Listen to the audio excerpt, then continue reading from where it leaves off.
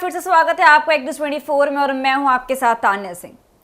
पटना के SK memorial hall में आयोजित एक विशेष समारोह में केंद्रीय मंत्री और लोक जनशक्ति पार्टी रामविलास के राष्ट्रीय अध्यक्ष चिराग पासवान ने एक बड़ा बयान दिया है। जी हां, इस समारोह का आयोजन पार्टी के SC/ST प्रकोष्ठ द्वारा किया गया था, जहां चिराग पासवान मुख्य अतिथि के रूप में उपस्थित थे।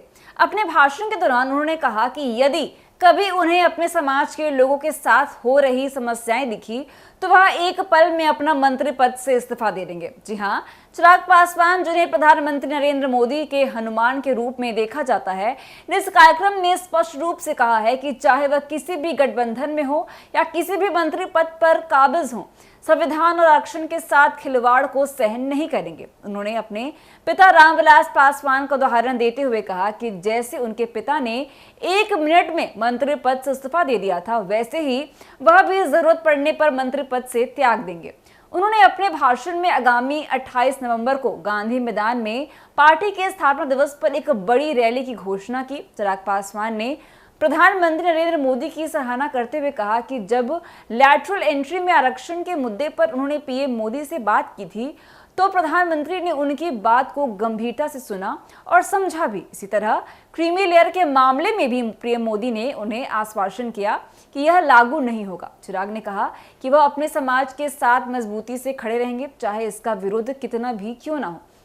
आपको बता दें कि अपने भाषण के दौरान चिराग पासवान ने अपने चाचा पशुपति पारस पर भी परोक्ष रूप से हमला किया है। कुछ लोग ऐसे हैं जो चिराग पासवान को कमजोर करना चाहते हैं और उन्हें खत्म करने की साजिश रच रहे हैं, क्योंकि वह अपने पिता की विचारधारा को आगे बढ़ा रहे हैं। उन्होंने कहा कि ये लोग नहीं चाहते कि वह अपने पिता की सोच को आगे लेकर जाएं, लेकिन यह इन सभी विरोधी से डरने वाले नहीं हैं। चिराग ने दृढ़ता से कहा कि वह अपने सिद्धांतों से समझौता नहीं करेंगे और किसी के सामने झुकने वाले नहीं हैं।